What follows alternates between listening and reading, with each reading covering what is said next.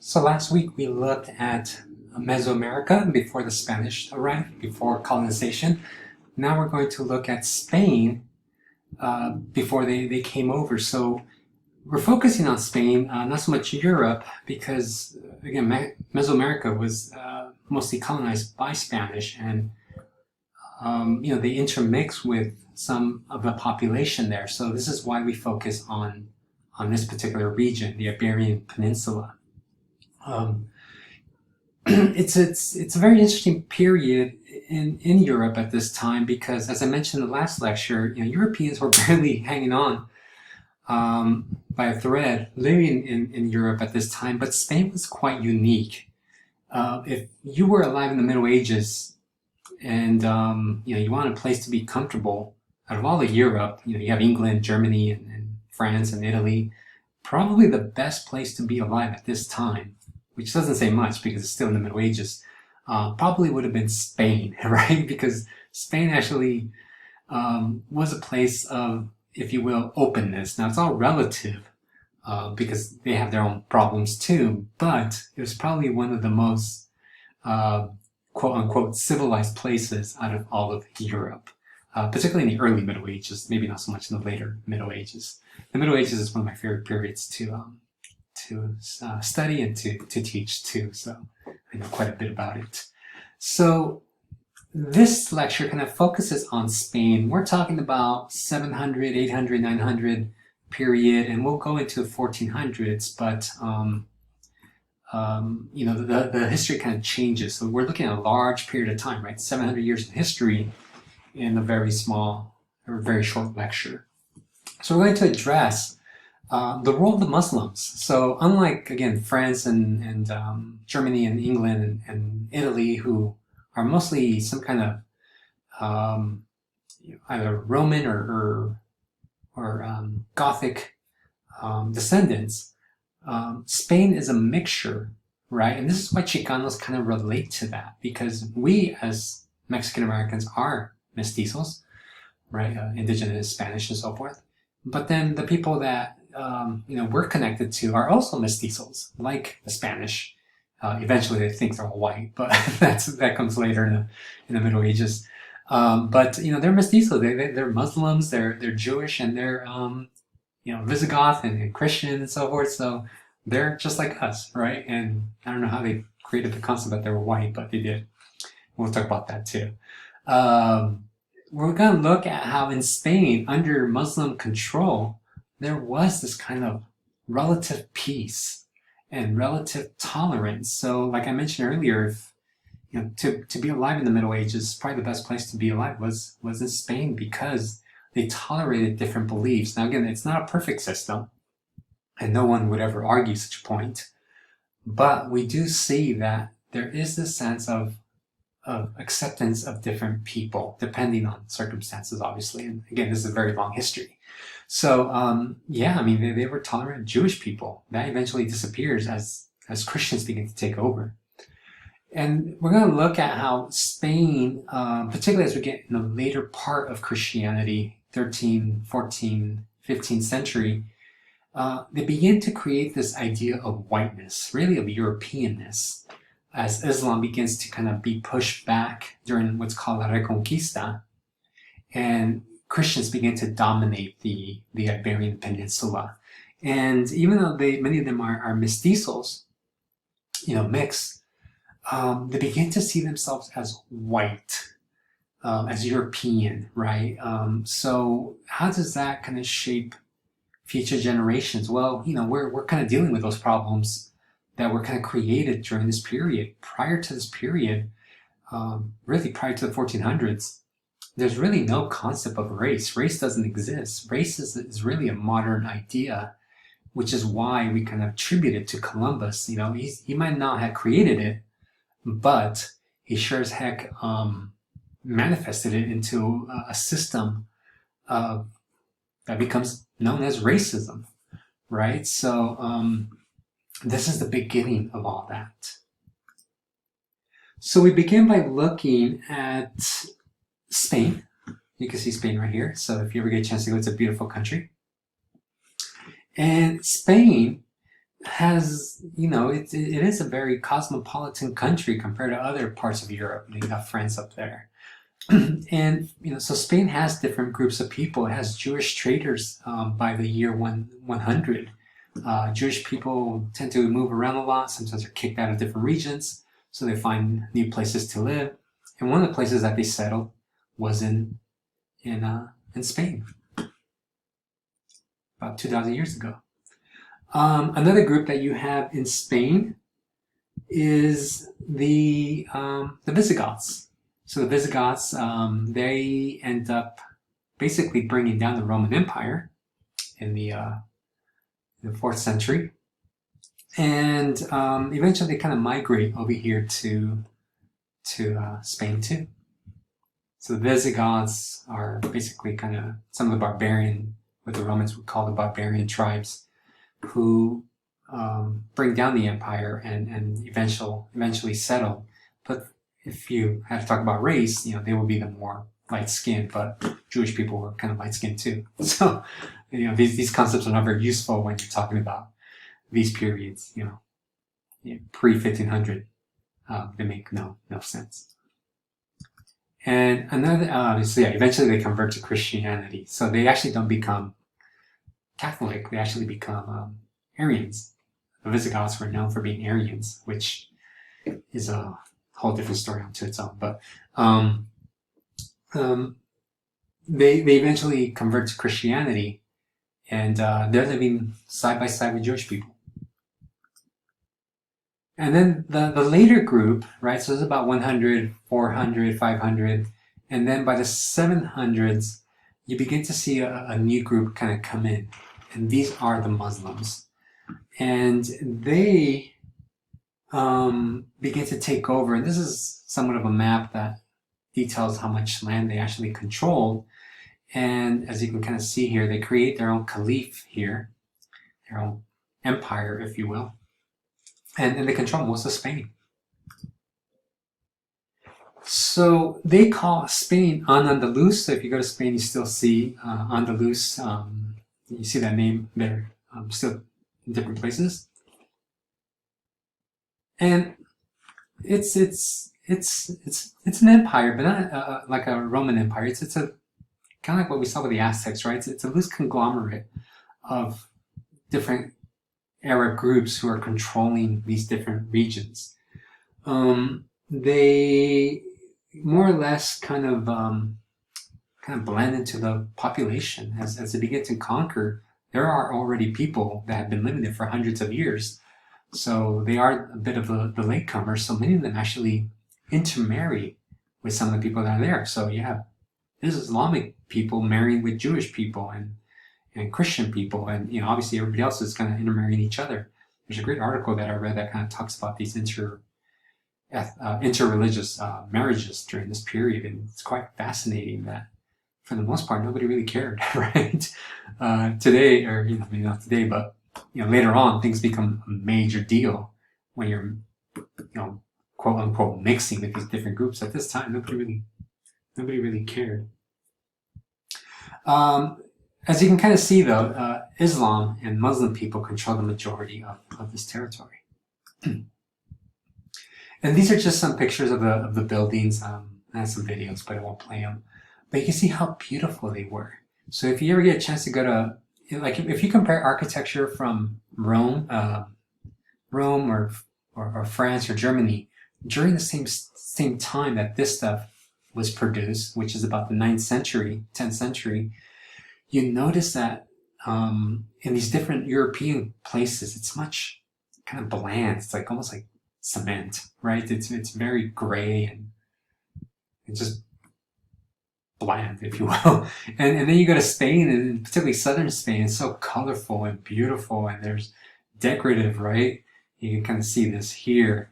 So what happens is that when the Muslims control Spain, they bring some of the greatest artists from around the world, some from Byzantium, which is Constantinople in Eastern Europe, and they build beautiful buildings, and it really becomes an important place to be. The only reason you can develop such beautiful architecture is because you have money, and Spain becomes a very important economic center during this period, whereas the rest of Europe is in somewhat of a dark age, right? They institute this concept of serfdom and so forth. Spain is kind of flourishing in many different ways. And FYI, brown people created Spain, right, as beautiful like this, right? The Muslims did. So it wasn't the Europeans, but the Muslim people who made these beautiful buildings, such as this leader, Abd al-Rahman, in the 8th century, who begins to trade, again, building economic commerce in Spain. And he allows people to worship their own faith at this time. In Spain, on Andalus, if you could practice whatever faith you wanted, a lot of times you had to pay a tax, though. So since the Muslims control the majority of the territory, they wanted and they prefer that you convert to Islam. But if you want to practice Christianity, all you have to do is pay a higher tax. So a lot of times it just made more sense to convert, right? I mean, economically, it's going to help you out. And some people did, others didn't. They just paid the tax and continue practicing their faith. And again, up there you see the map of how much territory the Muslims controlled in the 10th century. And it's really in the 10th century that we would call probably the golden age of Andalus, of Spain. Like I said, it's a place to live. So picture like New York 1930s, right? It's a place to be. So they establish a caliph, and this leader, Abd al-Rahman III, creates this beautiful palace, Al-Sara Palace, and it's something that comes out of almost Rome. It kind of mimics how beautiful it is. It has a bathhouse where people are clean. Remember, Europeans at this time are not really taking baths at this, as much as other parts of the world. They are, they have night lights so people can walk at night. Unheard of in other parts of Europe at this time. They, as I mentioned earlier, they have a very multicultural community with groups, again, Jewish and Christian people coexisting, not only intermarrying, but even studying together. It's not just one group. So, some of the greatest minds are living in Spain. Places like Toledo, right outside of Madrid, becomes this center of education. They are very important. Now, this is quite key because they translate a lot of ancient sources and preserve that knowledge. Understand that during the same period that we're talking about here in 7th, 8th, 9th century, Europeans, many of them being Christian, the majority being Christian, they believed that any texts that were not Christian was like heresy. So some books were destroyed, not by all. Some churches did preserve certain knowledge, but Muslim people preserve all knowledge that they can grab. So we actually owe a huge debt to Muslims in Spain for preserving a lot of information that eventually becomes very helpful, not only to Christians but to the rest of the world. Their poetry flourishes in this period. You can actually see poetry on the buildings. If you ever go to Spain and you can touch the buildings, you can feel the writing on it. So the walls literally talk to you, and that's what makes it so beautiful. They're going back to this kind of ancient civilizations. The Muslims were so far advanced in medicine compared to the Christians that people were sometimes afraid to go to Christian doctors because they had like weird medical advice, like, oh, just bleed yourself out and the disease will come out of you, whereas these Muslim doctors will say, well, let's see if we can find you some herbs that can help you with whatever health issues you may have. eye surgery. They were engaging in eye surgery, whereas a Christian doctor would tell you, oh, you have a bad spirit in your eye or something like that. The Muslim people were actually doing real science compared to Christians at this time. And they have this kind of green revolution where you have things like, they're growing food unheard of in the rest of Europe. So they're growing things like sugarcane, eggplants, right? These are things that don't come into large production until much later, particularly something like sugar. Sugar begins to flourish after they discover the Americas. But here in Spain, you have access to this. Don't quote me on this, but I think oranges too. I might be wrong about that. I have to go back and check. But nevertheless, again, Spain has all these great things that they're producing at this time.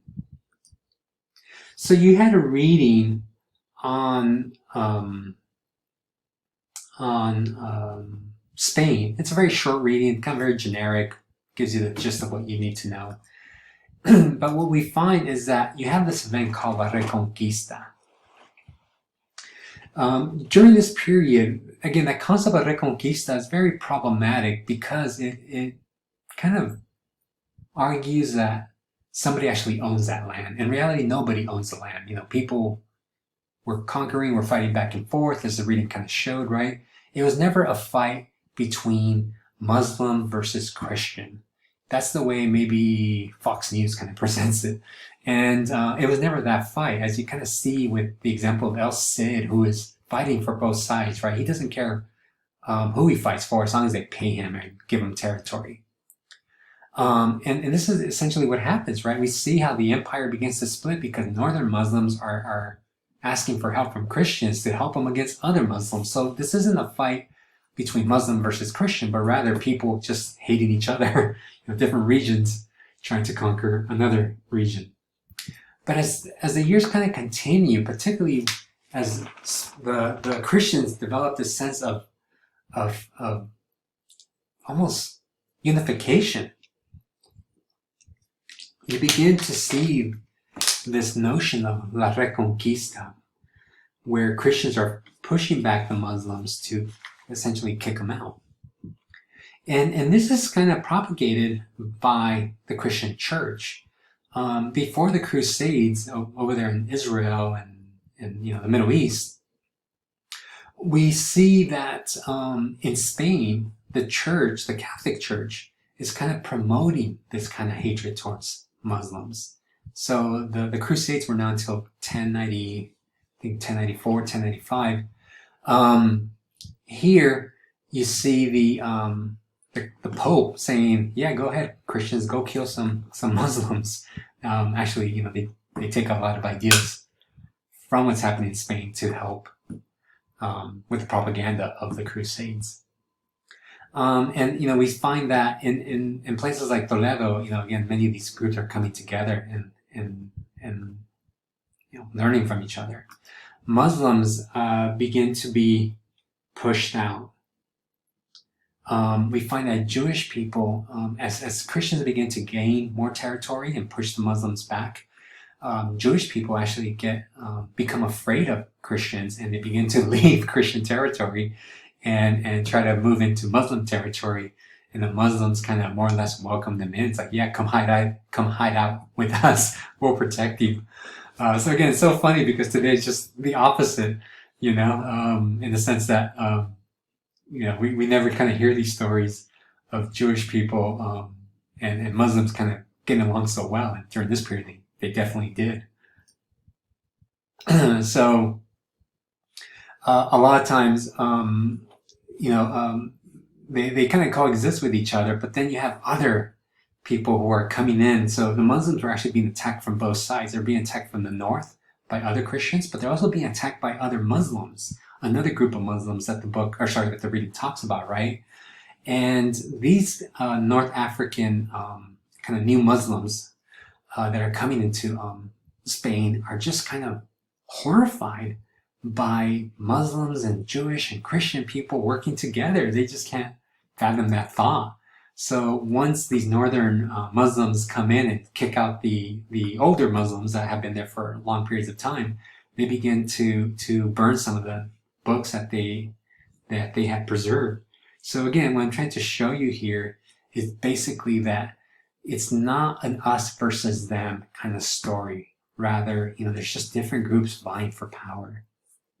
But this does set the tone for what becomes known as the Crusades. And from there, everything goes to hell, right? Because Christians really begin to kind of more or less kind of kill people who don't believe in their faith.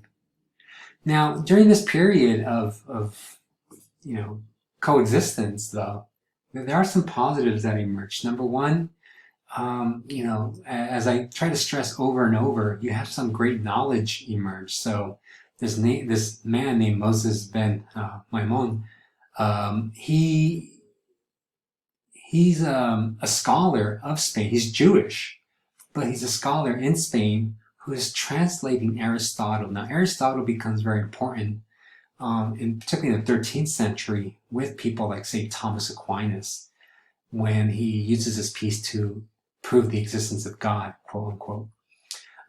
Because without this kind of philosophical grounding, Thomas Aquinas could have never proved, or quote unquote, proved his argument. So it's a Jewish man living in Spain who preserves this knowledge that eventually filters into the rest of Europe, so they can do some great philosophical and theological arguments.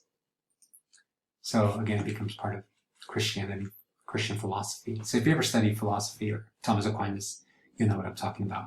My point here is that essentially Aristotle was dead. I mean, he disappeared from the face of the earth, his readings, but it's in Spain where it's preserved.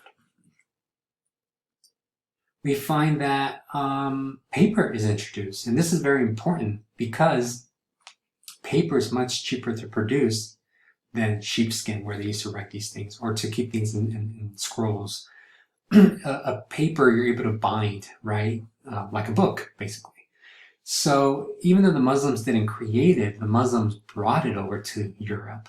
So the Chinese invented it, but since Muslim people traded a lot in the Mediterranean and throughout the known world, they brought paper to Europe, which again revolutionizes everything.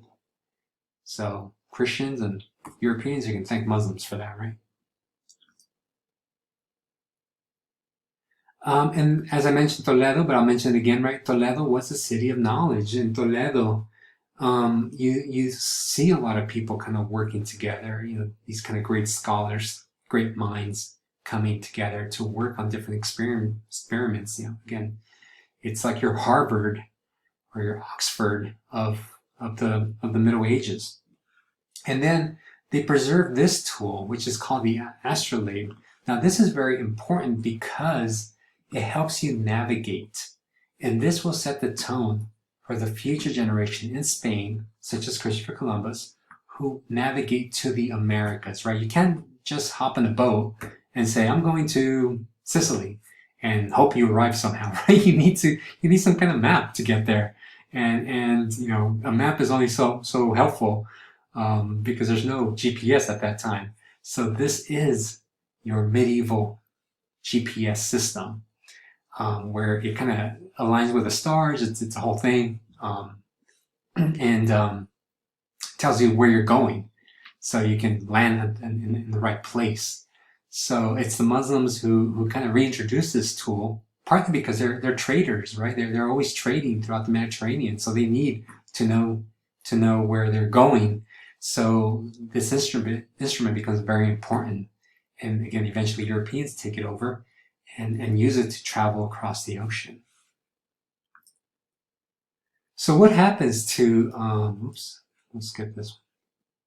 What happens to Spain? Well, it was a great place to live until those Christians began to kind of push everybody out, right? It's in Spain where they have, again, this notion of la Reconquista.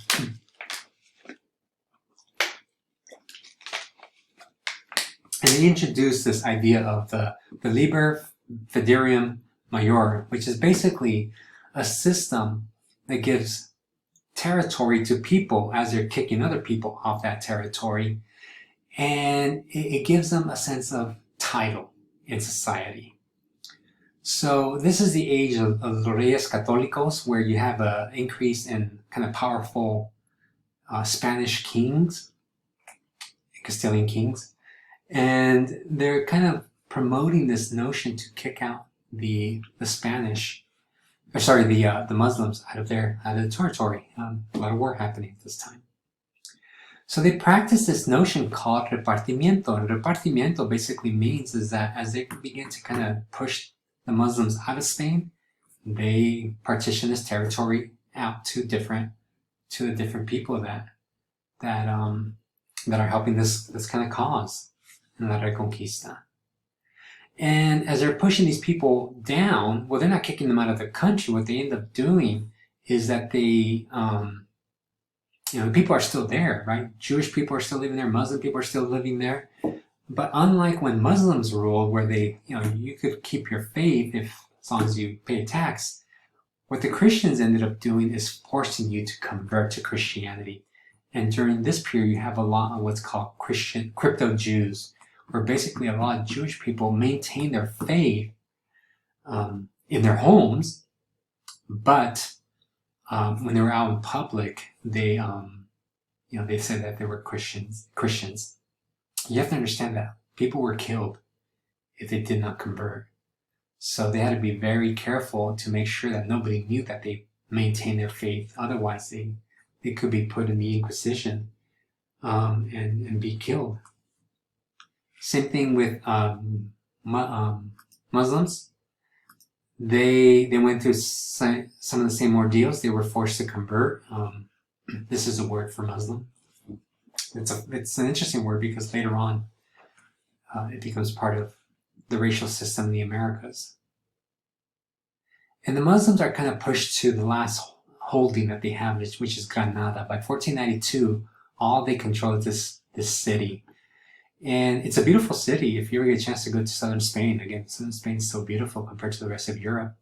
But the Christian kings and queens, Isabella and Ferdinand, they end up taking over Granada in 1492. And in doing so, they kind of bring these two important families together. And they create this mini empire. And they institute what's called the Spanish Inquisition. So this is what I was talking about earlier, where if you did not convert, you were forced to, you were put on trial by the church. And if you were found guilty, they pass you over to the crown, and they would kill you for not converting. So it's very famous trials. They did many trials for many things, but this is just one of them. And they developed this idea, and this is quite significant because they developed this idea of the Cristiano Viejo, this idea that, I guess it's a bit of what's called revisionist history. As they begin to win and push out the Muslims, they began to create this Reconquista history as an us versus them. As earlier I mentioned, it wasn't an us versus them. It was, squabbles between different groups. Now it becomes an us versus them. At least that's the way it's presented. And if you go there today, if you ever study kind of generic Spanish history, it's still presented as a us versus them, even though it never was. So what do we learn? Number one, we learned that Spain, particularly when the Muslims controlled it, was a very multicultural place, right? It's a place that welcomed difference in the context of medieval Europe. So it's not a perfect place, and we're not arguing that point, but it is a place that allowed different groups to coexist. It's a place that, again, that was very mixed, but as the years go by, the Spanish are creating this notion of racial purity. So this is why a lot of people find the year 1492 so important when it comes to race. Prior to 1492, nobody would have seen themselves as, oh, I'm Mexican, or I'm Spanish, or I'm European, and, right? As a racial group, I'm white, I'm black. Those concepts did not exist. It's really after 1492 where these ideas begin to be developed, And it's no coincidence, right? 1492, a lot of stuff happens during that time. And by 1492, and really the 15, 16, 17 and onward, Spain really began to envision itself as a racially pure place. So if you ever go to Spain, it's, people who call themselves Christian in Spanish are very kind of like us mestizos, right? Mexican Americans, us Chicanos. They're very mixed, but they begin to see themselves as white, right? As European, even though they have blood of all these different groups. Don't have them do a DNA test, because then they'll probably, poop their pants or something to find out that they're black or something, right? Because Spain itself was so mixed, and a lot of Moors stayed in Spain, even though they lost the battle here. A lot of them stayed. A lot of Jewish people stayed there too. So, they kind of negate that history and begin to see themselves as white, right? So, as the next week, we're going to talk about how this kind of what we call racial formation begins to shape these concepts of race in the Americas. All right, so we'll stop there.